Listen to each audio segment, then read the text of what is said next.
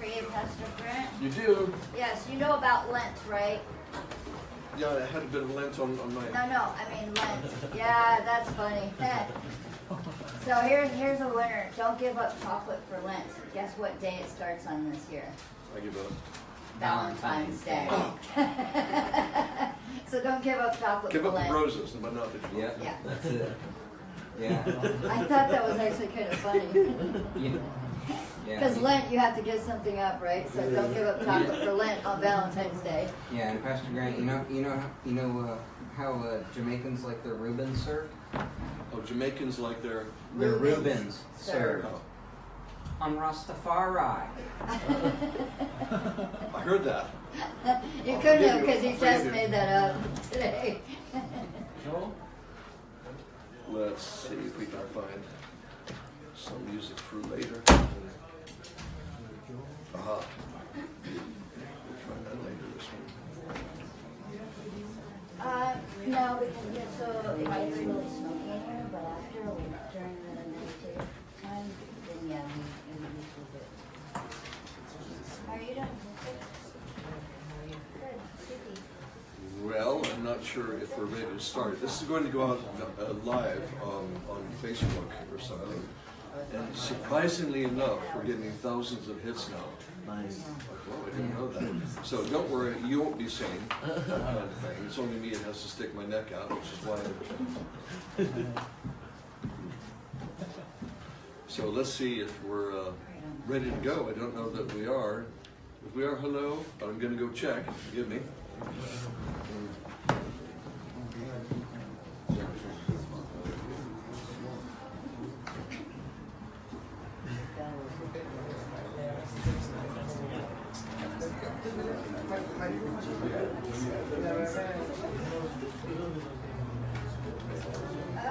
He likes to actually wait until after the service because not a whole lot of people There's stick around it. a meditation. Yeah, there's a meditation at the end of service, and then you can. It's kind of in the Yeah, and for me, I can't be around any sativa. I don't know if you know that. So most majority of people smoke sativa, and so I have to actually leave them because it's like counteractive with what I'm doing for myself.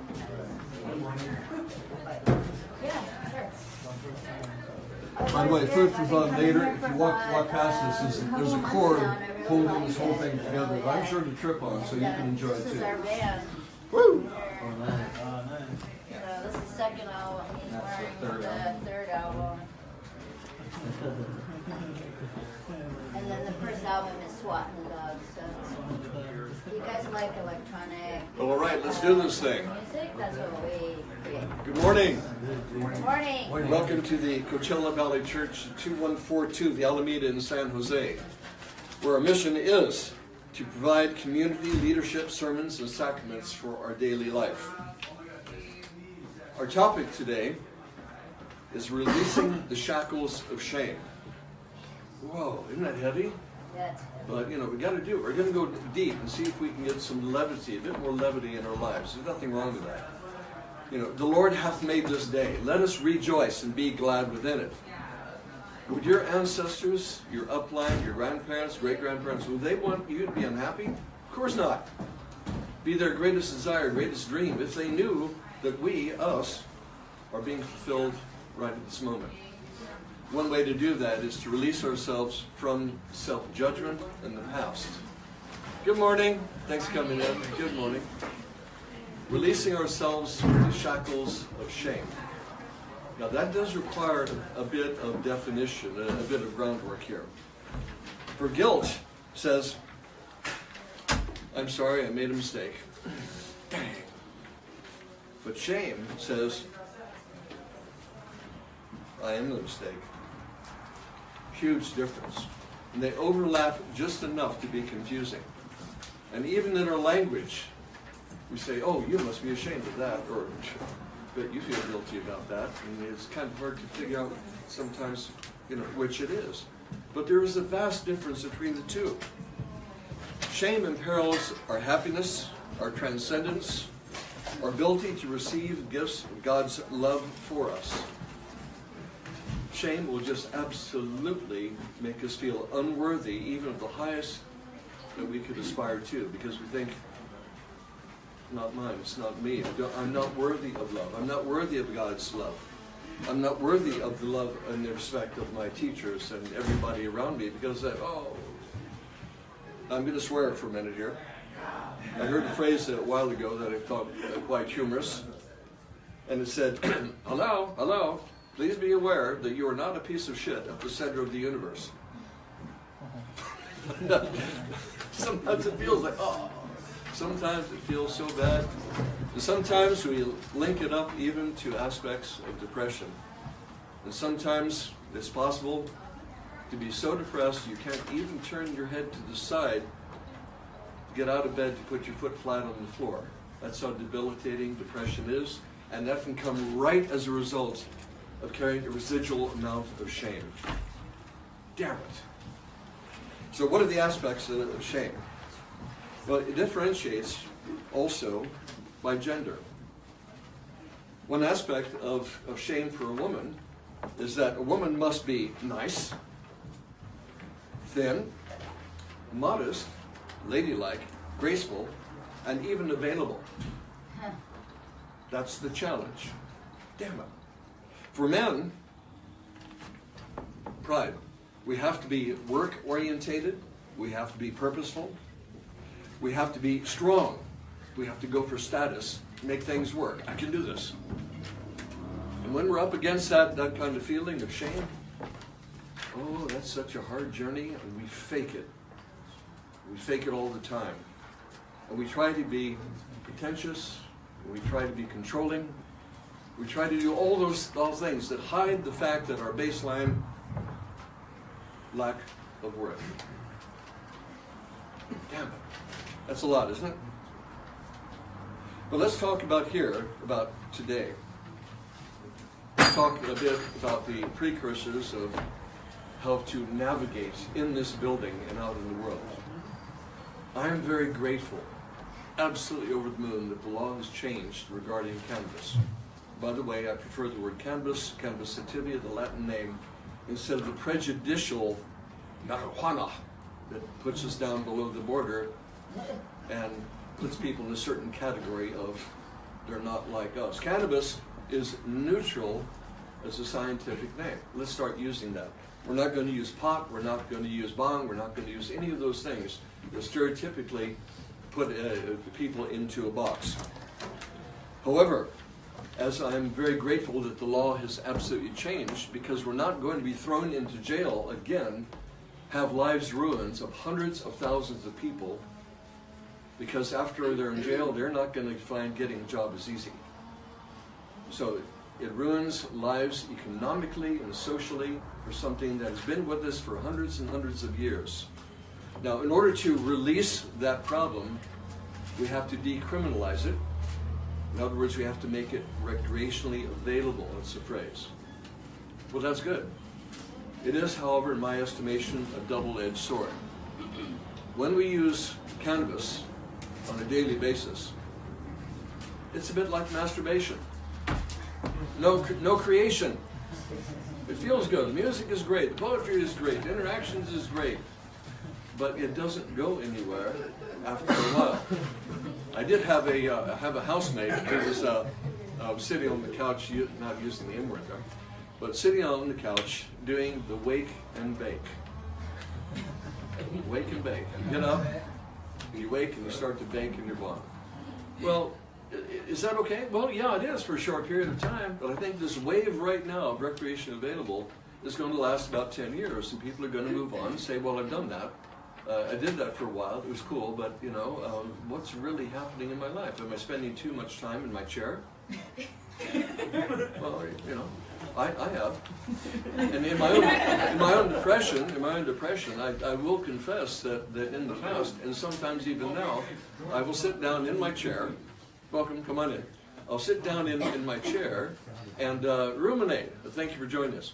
Yeah. And I will ruminate all manner of things, which is called not getting anything done. I spend too much time in the ethereal, too much time in that world, and I realize, damn it, I got to get out of the house and go and check and see if my neighbors are doing okay. I got to get out there and make contact, and guess what? when I do, I feel so much better. Now let's try that. Let's break some isolation today. Let's meet one another. I'd like you to shake hands with somebody you don't know, and maybe everybody in the room. Yeah, let's mix about now. This is working. Remember, break isolation. Wow, way.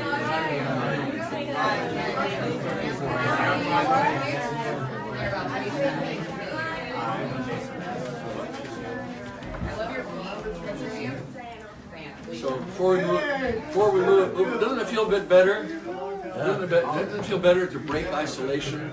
And by the way, something I do, a trick I'm going to challenge you all now to consider, something I try to do almost every day myself for years. If somebody once challenged me to do it, I'm going to challenge you also. Sometimes during the day, you're going to see somebody that's really indulgent like this, doing all that kind of body language. Maybe they're down to Starbucks and nursing their third coffee or something. But you'll know, maybe on a park bench, or maybe just when out shopping. You have to be careful, you target the right person. And this is what I do. Could you bear with me? Could you stand up for a second? I'm going to pretend you're that stranger. Come forward. What is your name? Andy. Well, thank you, Andy. See, I'd go up to Andy if he's in the park bench or on a patio somewhere. And Andy is sort of like this. You know, he's thinking about life. He's really in his head. He's in, right?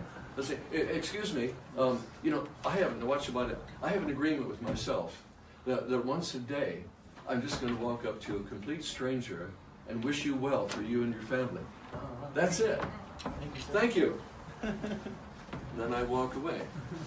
Now, if I look out of the corner of my eyes at that target person, quite often they're going. And it makes me feel good. And the whole idea, I walk away quickly so Andy cannot suspect that I'm going to try to sell him life insurance, religion, a philosophy. I don't want anything from him, but I just want to make that contact with another human being. Now my goal is someday, I don't know when, I'm going to be sitting on the other side of the world somewhere. Name the country, come on, quick. Germany. Okay, I'm going to be sitting somewhere in Munich or something, or you know, something like that. And I'm going to be sitting down at Starbucks, right? And I'm going to be sitting there and going,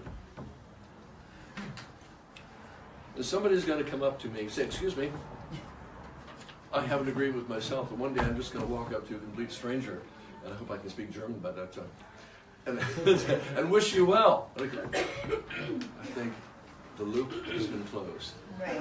And I want more. And I want more. I want to see a world of people interacting together for no reason other than just goodwill. A good idea? Yeah. Now, if we're going to do that, we have to target the person ourselves accurately. You're not going to go up to somebody who's very troubled, you know, who's in psychosis or who's drunk or on drugs or in you know, all that. We don't want to do that. You'll know who it is. Now, if you're a woman, you've got to be very careful about that too, for reasons that only women will understand. You know, you don't want the men out there to misinterpret or something. If you're a guy, you also have the same problem again. You know, don't find the prettiest lady you can find. Come on, guys. No, and don't find somebody that's many, many years younger than yourselves either, because it's going to be kind of threatening. And don't do it to someone else who is, well, I think you'll know, your intuition will tell you, and you target that person, and you walk away, and it feels good. So I've done this hundreds of times now, and guess what? I've never, ever been refused a handshake, not once. Never. And the lowest level of that would be the Ebola bump, you know, like, you know, that kind of thing. And that's good. That's good in that culture that wants to do that. Kind of cool. So, breaking isolation. I want to talk to you about driving and safety. Recreational stuff, it's great. But I don't hear about anybody driving under the influence. Not a good idea. You know, when you get the medicine that says, do not operate heavy machinery. do not have weed and drive. I don't know what it is. But we don't want to do that. And if ever you've been involved in a car accident or seen death on the road, if you ever had anybody that died in your arms, as I have in a car accident, you know it's pretty heavy stuff, and it can happen when you least expect it. So let's not increase the odds. Even today, I want to make sure that if you imbibe any cannabis today in our sacrament here, you don't drive immediately. You get your friend to drive, designated driver, or you call Uber, because that's going to protect you, the public, and this church. Agreed? So, yes? Or hang out on the porch out here for a little while. Yeah. Let's not be too public out there, too. Okay, no loitering, as the saying goes. Let's use our common sense about this. I can't remember, somebody else, you reminded me of Michael, too, about that. Oh, yes. If you do get into your car, have your medicine in the trunk, because you wouldn't have a bottle of alcohol that's open there, because that's in the fence. So cover yourselves. Put all your medicine unopened in the trunk, and you'll be good to go. Okay? Good for thought. And if not, imagine that you get in your car, and you're putting on your seatbelt, and you look in your rearview mirror, and you'll see me going. Okay, you got the engine memory now? Okay, so check in your rearview mirror. I'm there somewhere. Shame itself is the strangulation of your soul. It's a wet blanket over all your proceedings. Strangely enough, shame is nothing more than a misinterpretation of thought. That's all it is. It's a misinterpretation of thought. Now, today we want to consider we can wipe away shame by taking a shining light, a spiritual light, into the dark corner of our life.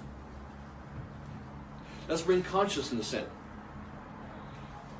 what appears to be a private and personal dungeon. However, you might find some friends who are down there with you. There's a lot of people. You might even make new friends to be in misery with. Melancholy loves company. Shame just says, yeah, I know how you feel, me too. Well, let's stop that. Let's stop that indulgence. So, how does it come to be that we produce shame if it's a misinterpretation of our language? Well, let's look at the positive part of guilt. We usually think guilt is negative. Guilt is not negative. It's a feedback on life that says, oh, I can't go there. That feels pretty crummy. I really feel guilty about that. I shouldn't have done that. Damn it. I'm sorry, I made a mistake. Well, I got some really good news for you about guilt. It can be very, very temporary. And here's the way to consider it that I have found too. If I'm guilty, I realize that, oh, I've learned that lesson. I don't have to do that again. Oh, I'm free. I don't have to feel bad about being guilty. It's gone like that. Because I'm not going to do that again, which made me feel bad. Going down that road, I don't have to. Whoa! Kind of cool idea? This guilt is very instrumental because it's adaptive to our experience of being alive.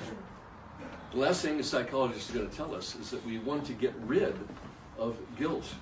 That's called being a psychopath.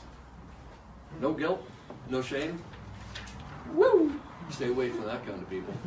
They're not going to be the best kind of people to be around because they will repeat their behavior at your expense because they have no stopgap of guilt to pull them back and to make them consider.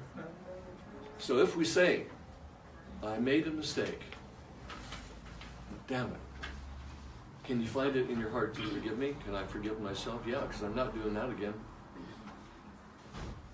And we can bring up this guilt and shame from all those years ago. Again, it'll come up. I had one hit me this morning while I was shaving. I remembered an old girlfriend when I was about 24. We broke up. And even today, I think, I hope her life worked out better than what I was offering her. I really do. So the shame that was in there that came up this morning, even from 45 years ago or whatever it was. But at the moment, if we process guilt in the good way, say, whoops, I'm never going to treat anybody like that again. Never going to do that again. Never am I going to do that aspect of a poor relationship in that way. Sometimes you might remember things that, oh, I can't believe I did that. Lying in bed, oh, damn. Well, process that. That means you've actually learned that lesson. It's time to forgive yourself and move on. So if shame is an idea, it's an inversion of guilt. And it hits us hard and it stays because it makes us feel, I'm not worthy, I'm not a good person. And the self-talk degenerates into a spiral that puts us in the dungeon and we're shackled in there. Not a good place. And the idea that will come up is two questions. Why am I never good enough? That's what shame says. Why am I not good enough? And the other one is you try to get it, who do you think you are? You want to be a big shot? Yeah, I do. Who do you think you are? Trying to be successful and happy when you've done some bad things. So you think.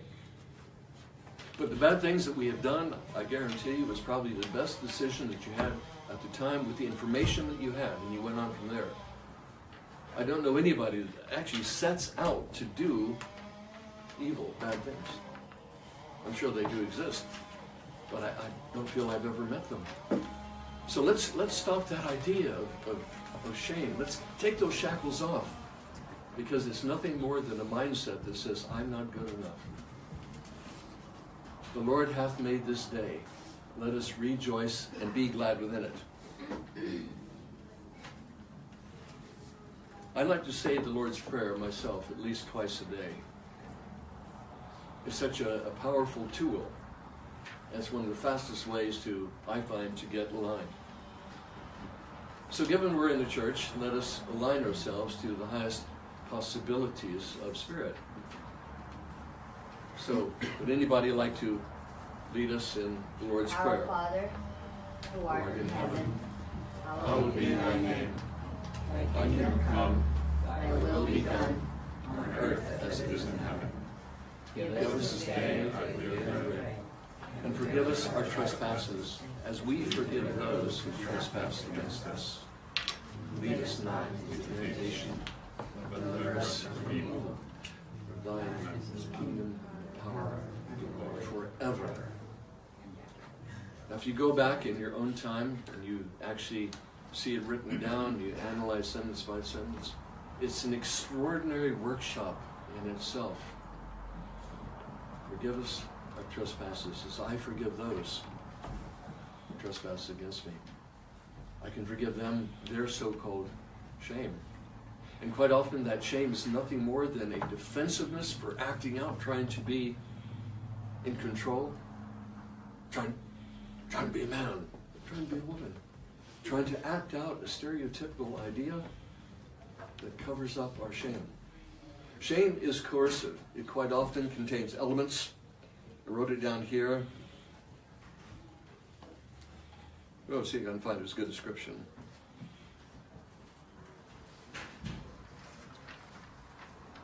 Yeah, gotta find it.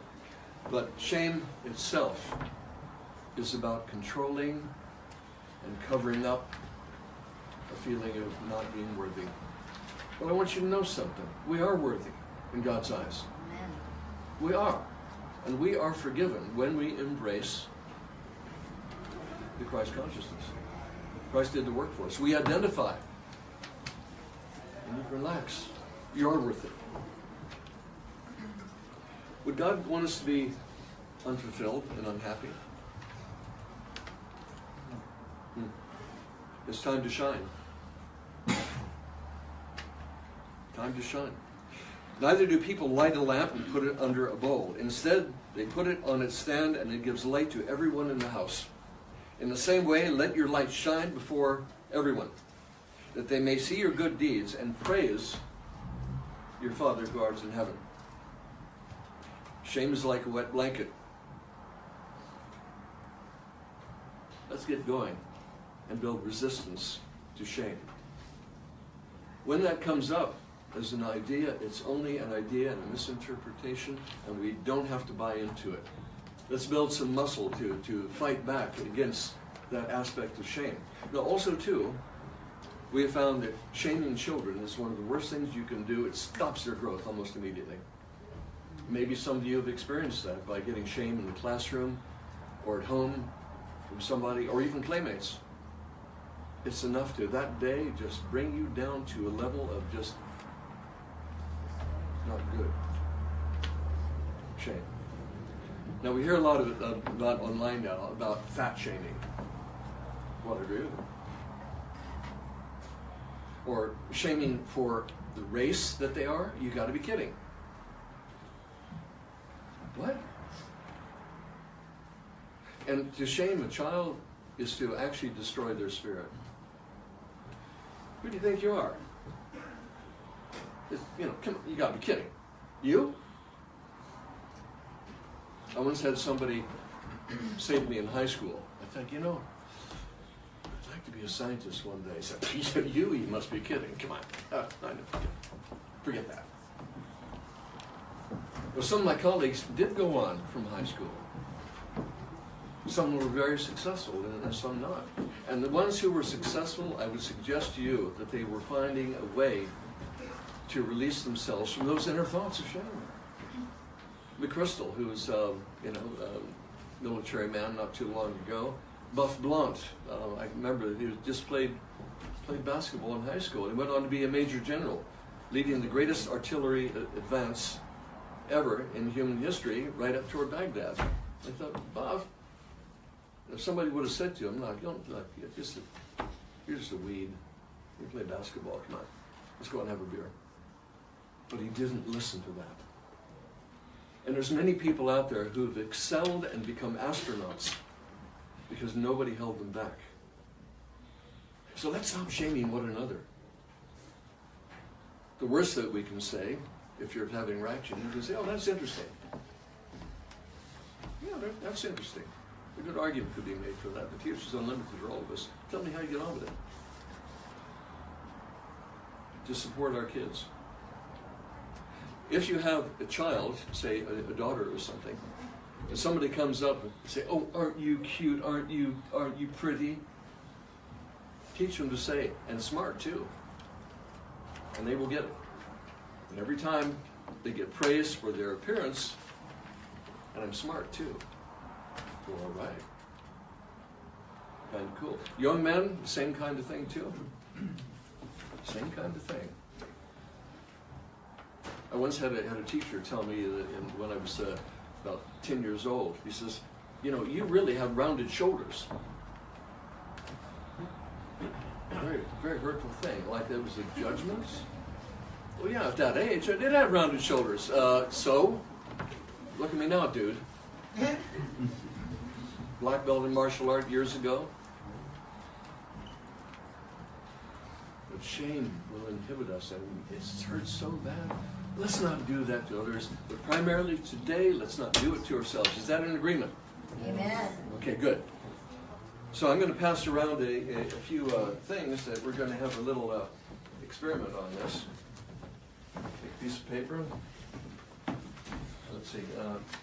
Who needs a pen? Hey, Pastor Grant, can I just add one? Grant? Can I just add one? Yes, please do. Michael's going to add something here too. Self-flagellating yourself with shame.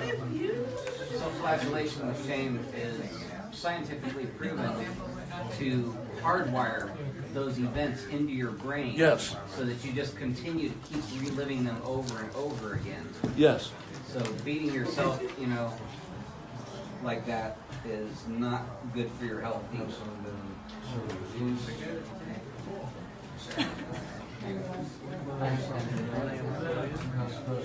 Down. Good, sir. Very tough. All right. And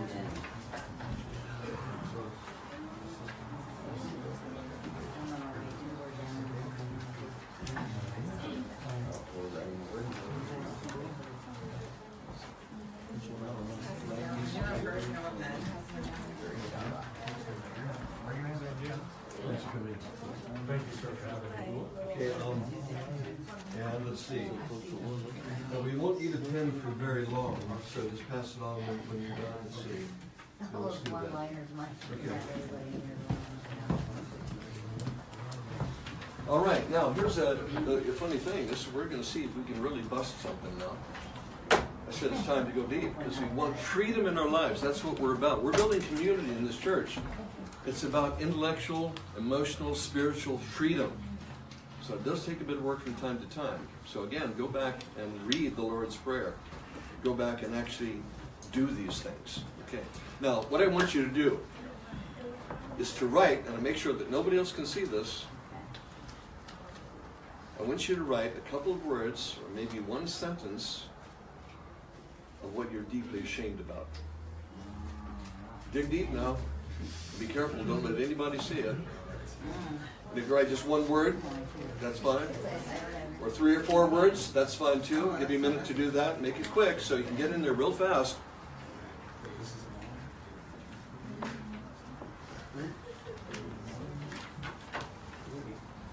Okay, all finished?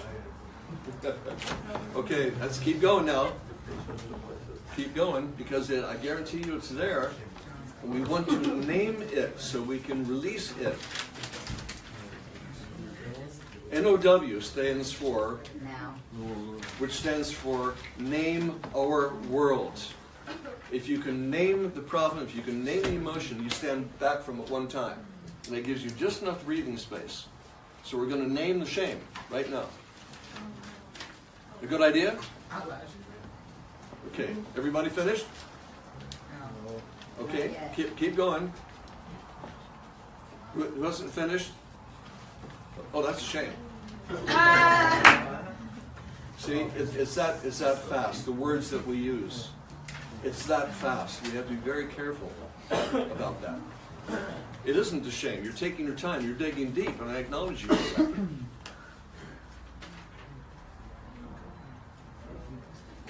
Now, name our worlds. Name the emotion or the mindset or the upset, and you distance yourself from it immediately, and you can breathe into that space. Just give you just a bit of room so we don't have a knee-jerk reaction to it. How are we all doing? Anybody left? Anybody want a few more seconds? Me? Okay, all right. Oh, that pen doesn't work? No, it's okay. I got it. Okay, you got it? Okay, good. Do you want to back up? Yeah, and pass all the pins forward.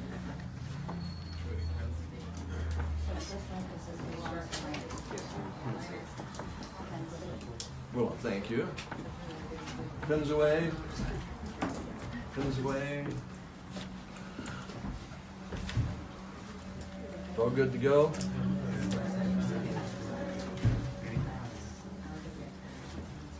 All right, now I want you to fold that in half.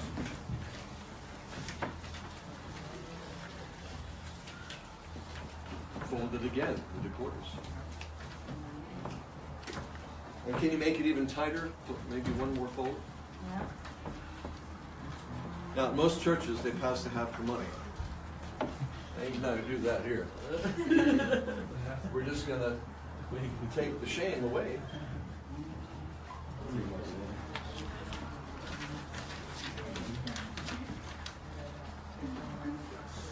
Pass that around. And don't take any out. No, that'd be a pity. So while you're doing that, let's consider a few more words. Let's consider the word pity. You hear people say, oh, that's a pity. What they're really saying is, I'm not going to do anything. If you see a person that's really down and out and homeless or something, and they're going through psychosis or something, you say, oh, that's a pity. Because you know you can't do anything about it. At least that is the feeling. Thanks, sir.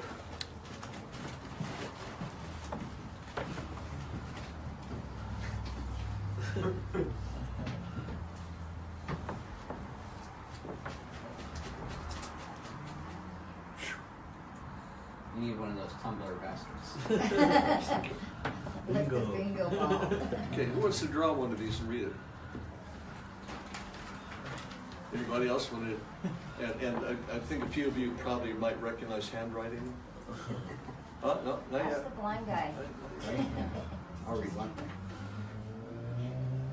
Do we really want to do that? Do you really want to be involved in that kind of thing? Because it might be yours. Do you really want to process all that stuff? Do you really? Yes. Why? Or you just burn Because it. it If helps it's only, you move if those forward. things are nothing more than a misinterpretation of your own mind, just let it go. But it helps me move forward when I can help someone else. Maybe, but travel with me for a while on this Okay? one. If shame is nothing more than a misunderstanding of your own communication, maybe we can just let the whole damn thing go. Maybe we don't need to indulge about it. Maybe you are worthy. Maybe I am worthy with my rounded shoulders. So does it matter? This doesn't matter anymore? I think so. So what if I'm not as smart as Einstein? Oh my God, I'm ashamed that I don't have a high IQ. Right? So what if I'm average? Is there anything wrong with that? So what if I'm not a movie star? So what if I'm not rich and famous by the time I'm 25? Come on. It's all mind chatter, and we can decide just to let go of it.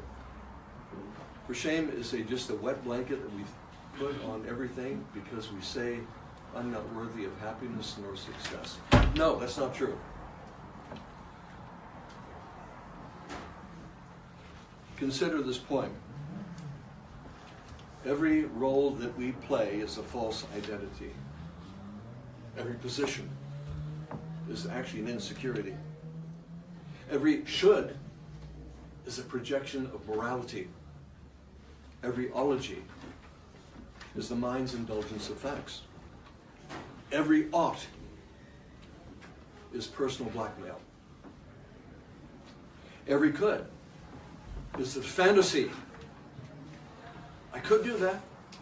A fantasy of an unearned reward.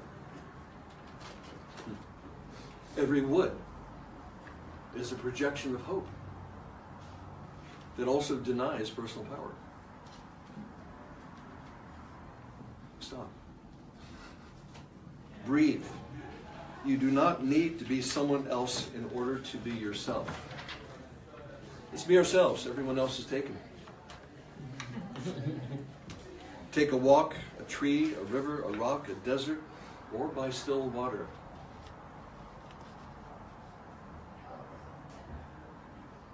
And drink in the stillness and in love with God. Express this energy as gratitude for the flowering of our consciousness. Know the truth. For as you purge yourself of drama and confusion, it may not end all the pain and the sorrow, but it will end the unnecessary guilt and the shame. Open to being, just simply being. That's good enough. And watch as your awareness lights the path and guides your soul home. If you tarry, let it be with empathy to assist another. If you fall, look up and see me at the end of the journey, for I am also you. A wise man wrote that poem years ago. There's a huge difference between shame and guilt. Again, shame is highly addictive, highly correlated with addiction, depression, violence, aggression, bullying, suicide, and eating disorders. And here's what you need to know even more. Again, guilt is the ability to hold something we've done or failed to do up against who we want to be and correct our own behavior. Guilt is a very positive thing in this life. Isn't that a cool thing? And when you see that, we can let go of the guilt immediately. Say, I'm not doing that. I learned a lesson. I'm moving on. I'll go do something else that's more productive. Repressed shame may trigger anger or boasting behind a personality that appears to be rigid and judgmental. Do we know any politicians like that? The belief is that what I'm really like or what happened to me would not be acceptable to others. Why? Because a basic fear of all children and most adults is the fear of abandonment. If they knew who I was in my shame, they wouldn't like me. Well, it's time to take a risk, because we can drop all that. People need to be in a psychologically safe place. And we can provide that for each other, especially in relationships. We can go to counseling, whether professional, psychologist, psychiatrist, pastoral, or just therapeutic. Or maybe just call a good friend. Or maybe the people closest to you. Maybe that's really the place to go, because as we take that risk, they're going to see us differently. They're going to see in our vulnerability the capacity for intimacy and going deeper. And quite often, that is the whole basis of a long-term relationship and companionship through marriage. Wow, what an idea.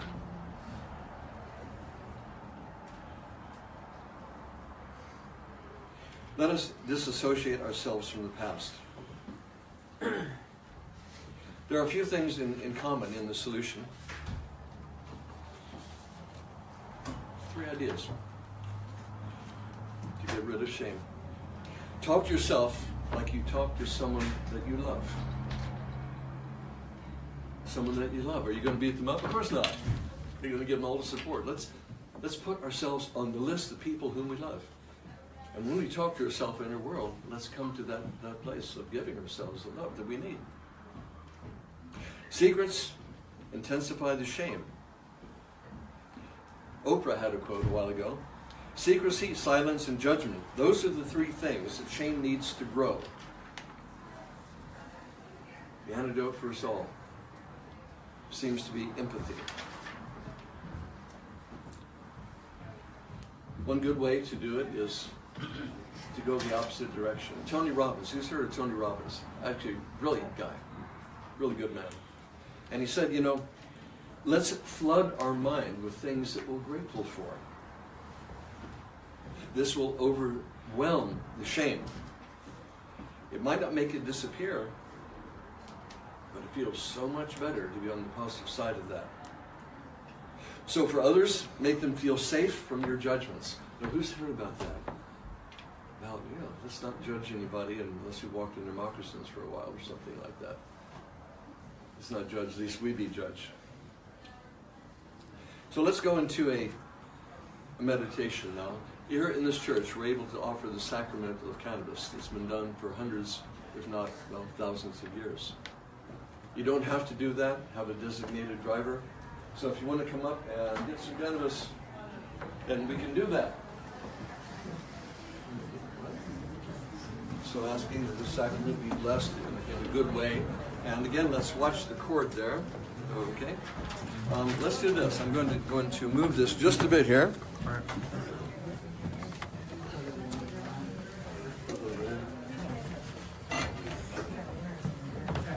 Thank you, sir. Thank you. I'm going to be with you. Thank you, sir. Now again, you don't have to do this.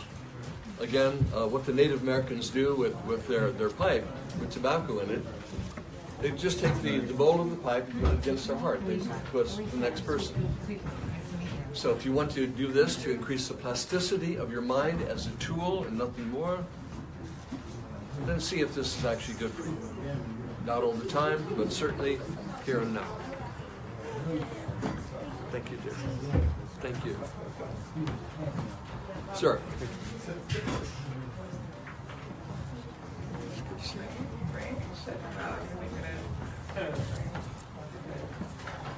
I saw you smiling earlier. I like it. Peace be with you.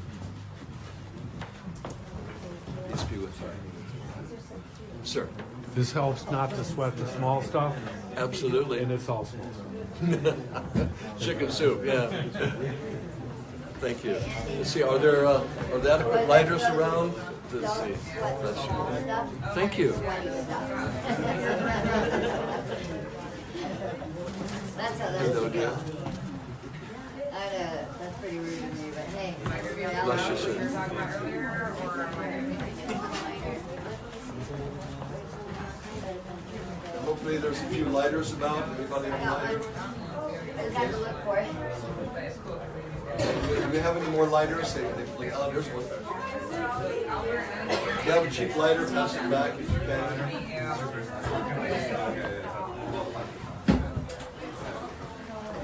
I like it, you're like, let's come and do this thing. And then you do the thing. Hello? We said something like, I'm gonna later. We already opened some windows. That's good. I think, I don't know how it goes. I mean, So cannabis provides a certain elasticity of the mind, a certain plasticity to think about other things. wait, Free the mind. All things that bear seeds are for man's use. Ah, say again? All things that bear seeds are for man's use. Yes. Yes. I never heard that, but I like it. All That's these not are Genesis. seeds are for men. Yes. Yeah, cannabis is not a mistake by God. No, it's not a mistake by God.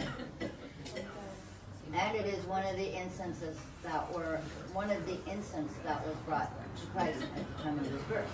I heard a stand-up comedian a while ago. He said, "Can you imagine what it would have been like if that had been offered at the Last Supper? You know, and take the wine is my blood, and you know, take this canvas, it's my hair." Bad joke. Forgive me for being sacrilegious on that one. We have to be funny in order to be in good spirits. There's no ceremony too serious for humor. Well, it says, make a joyous sound unto the Lord. Say again? The Bible says, make a joyous sound unto the Lord. Yeah. Speaking of sound, What have you picked out for us?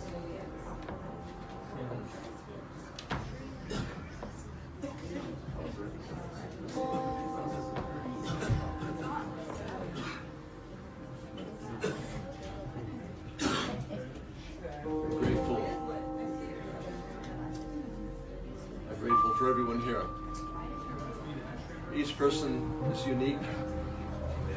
Each person has their story. Each person has talents to share and beauty to give if we only own ourselves.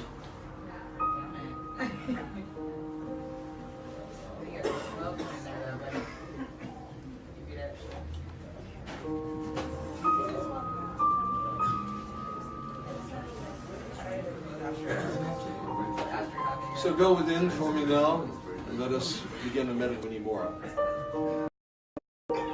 Therefore, if any man be in Christ, he is a new creature.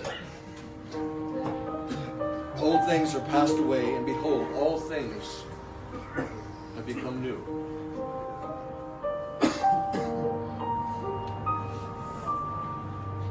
Now that our past failures have been forgiven, we need to leave them there and press forward towards the things that God has for us in the future.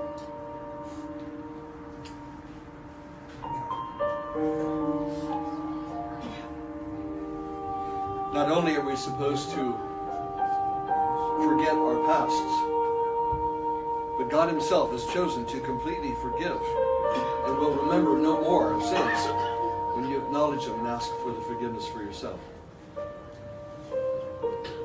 Let us be safe away from our own judgments. You're better than that.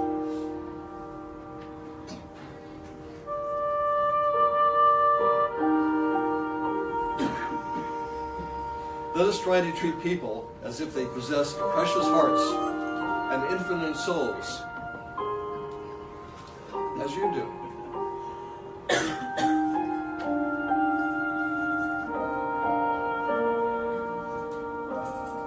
Forgive me my trespasses,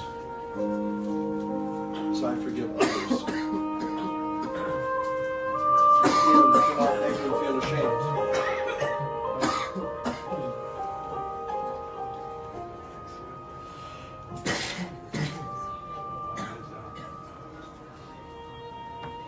And you may notice something in your elasticity of the mind. You have a body, but you are not your body. Chop off an arm or a leg, it'll still be you. So what part of your body is you? None of it. Your body belongs to the earth and the elements. You have a mind, but you're not your mind. Your mind is used for calculation and planning, access to memories, and it's a tool. So stand back from it, watch the mind at play, and choose the thoughts that are good for you. I have a mind, but I'm not my mind. I have emotions. An emotion is an all-encompassing, overwhelming physical experience that we think that's all there is. But this too shall pass. Emotions change, sometimes every 5 minutes. So if I'm not my body, and not my mind, and not my thoughts, not my feelings, who are you?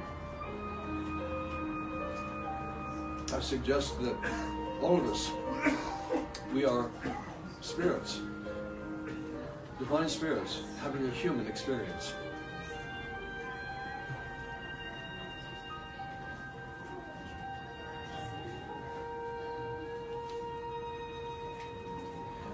I want you to think now of replacing shame with something else. I want you to think of something that you're really proud of. Maybe something in your youth, or something that you worked on. Something you're really proud of. Maybe you thought you couldn't do it, but you did. What are you proud of?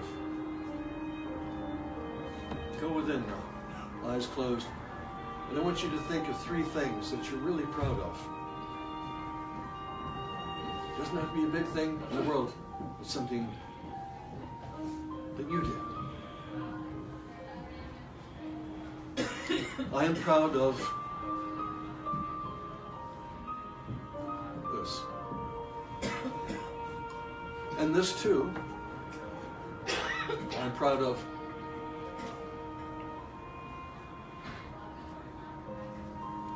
And this too, I'm proud of. For that thing that I did.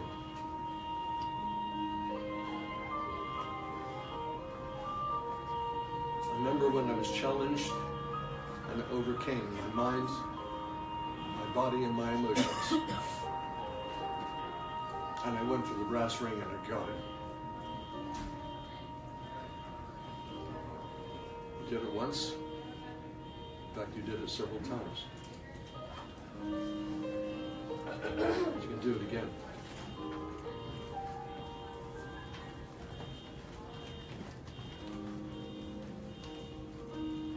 I'm a spiritual being having a human experience. I now call in the greatness of the God of my understanding to guide me to shine and awaken in life and love now and for all my days.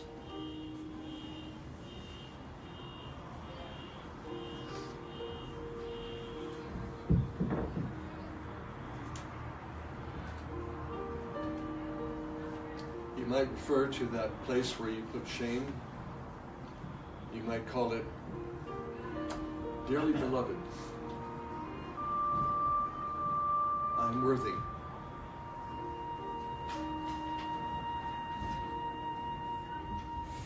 Shame has no place in my life. For I'm dearly beloved, and I love deeply others as well.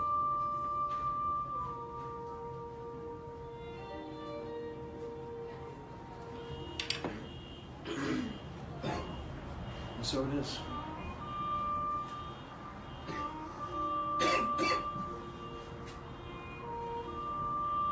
It's a good day today.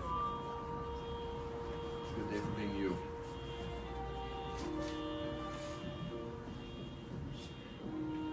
In this church, we're doing our best to create community. This is not just a dispensary for weed. This portends the possibility of you getting out there, sharing, shaking hands with a stranger, loving yourself, and that spark in your eyes, you can pass on to somebody else just by your willingness. Make people feel safe with empathy. Thanks for listening. Thanks for coming in today. Have a great week coming up, and hope to see you next week. Bring some friends in. Let's rock and roll. Let's get this done. Do it. Oh, can I take these home with me? Can I? No, I'm just going to burn them. You don't need those anymore. They no longer exist.